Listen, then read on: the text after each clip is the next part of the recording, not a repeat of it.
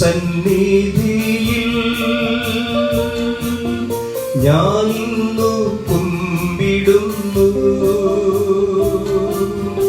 N ക്രിയയാലല്ല നിന്റെയാൽ മാത്രം ഞാനിന്നു കുമ്പിടുന്നു.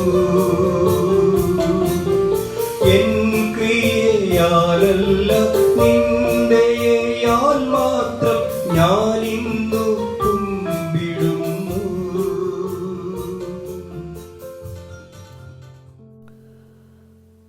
ദൈവനാമത്തിന് മഹത്വമുണ്ടാകട്ടെ. ഇന്നത്തെ പ്രഭാത ധ്യാനത്തിനായി 56 സങ്കീർത്തനം 6 വാക്യം. അവർ കൂട്ടം കൂടി ഒളിച്ചിരിക്കുന്നു, എൻ്റെ പ്രാണനായി പതിയിരിക്കുന്നത് പോലെ അവർ എൻ്റെ കാലടികളെ നോക്കിക്കൊണ്ടിരിക്കുന്നു. ദാവീദ് ഇവിടെ രേഖപ്പെടുത്തിയിരിക്കുന്നത് സാധാരണമായ ഒരു എതിർപ്പിനെ കുറിച്ചല്ല. അവൻ്റെ ശത്രുക്കൾ കൂട്ടം കൂടി ഒളിച്ചിരിക്കുന്നു, എങ്ങനെ വീഴ്ത്താമെന്ന് നോക്കുന്നു. അവൻ്റെ ഓരോ കാലടിയും അവർ ശ്രദ്ധിക്കുന്നു. അവൻ്റെ ചെറിയൊരു തെറ്റുപോലും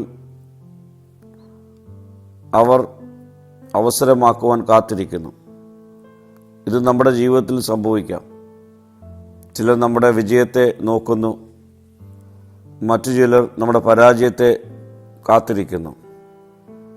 നമ്മുടെ തെറ്റുകൾ മാത്രം ശ്രദ്ധിക്കുന്നവരുണ്ടാകാം.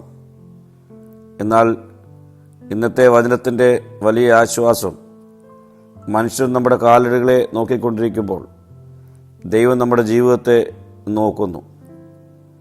അവർ കൂട്ടം കൂടി ഒളിച്ചിരിക്കുന്നു എന്നാണ് ദാവീദ് പറയുന്നത്.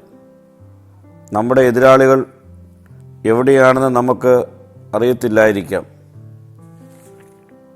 ആരാണ് നമ്മെക്കുറിച്ച് സംസാരിക്കുന്നത്, ആരാണ് നമ്മെ താഴെ ഇറക്കുവാൻ ശ്രമിക്കുന്നത് എന്നൊന്നും നമുക്കറിയില്ലായിരിക്കാം. പക്ഷേ ദൈവത്തിൻ്റെ കണ്ണിൽ നിന്ന് ഒന്നും മറഞ്ഞിരിക്കുന്നില്ല. നാം കാണാത്തത് ദൈവം കാണുന്നു, നാം അറിയാത്തത് ദൈവം അറിയുന്നു. നമുക്കെതിരെ നടക്കുന്ന കാര്യങ്ങൾ ദൈവത്തിനറിയാം. അവരെൻ്റെ കാലടികളെ നോക്കുന്നു. കാലടി എന്നത് നമ്മുടെ നടപ്പിനെയും ജീവിതയാത്രയും സൂചിപ്പിക്കുന്നു. നമ്മളെങ്ങനെ നടക്കുന്നു എന്ന് അവർ സംസാരിക്കുന്നു. എന്തു ചെയ്യുന്നു എന്ന് ചിലർ ശ്രദ്ധിക്കുന്നു. അതുകൊണ്ടൊരു ദൈവപൈതൽ എന്ന നിലയിൽ നാം ജാഗ്രതയോടെ നടക്കണം. നമ്മുടെ ജീവിതം മറ്റുള്ളവർക്ക് കുറ്റം പറയുവാനുള്ള അവസരമൊരുക്കാതെ ദൈവമഹത്വമായി തീരണം. ശത്രുക്കൾ ദാവീദിൻ്റെ വീഴ്ചയ്ക്കായി പതിയിരിക്കുന്നു. എന്നാൽ ദൈവം അവൻ്റെ ഓരോ ചൂടിനും കാവൽ നിൽക്കുന്നു. നമ്മുടെ ജീവിതത്തിലും ചില വാതിലുകൾ അടഞ്ഞേക്കാം. ചില വഴികൾ അപകടകരമായി തോന്നാം. എന്നാൽ നമ്മുടെ കാലടി മനുഷ്യരുടെ കയ്യിലല്ല, ദൈവത്തിൻ്റെ കയ്യിലാണ്. സങ്കീർത്തനം 37:23 പറയുന്നു, മനുഷ്യൻ്റെ ചുവടുകളെ യഹോവ സ്ഥിരപ്പെടുത്തുന്നു. കാലടികളെ സ്ഥിരപ്പെടുത്തുന്ന ദൈവത്തിൽ വിശ്വസിക്കാം. പ്രിയമുള്ളവരെ, ശത്രുക്കൾ കൂട്ടം കൂടാം, അവർ പതിയിരിക്കാം. പക്ഷേ നിൻ്റെ മുൻപിൽ പോകുന്ന ദൈവം നിനക്കുണ്ട്.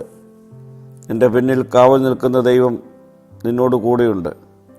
നിൻ്റെ വീഴ്ചയിൽ നിന്നെ എഴുന്നേൽപ്പിക്കുന്ന ദൈവം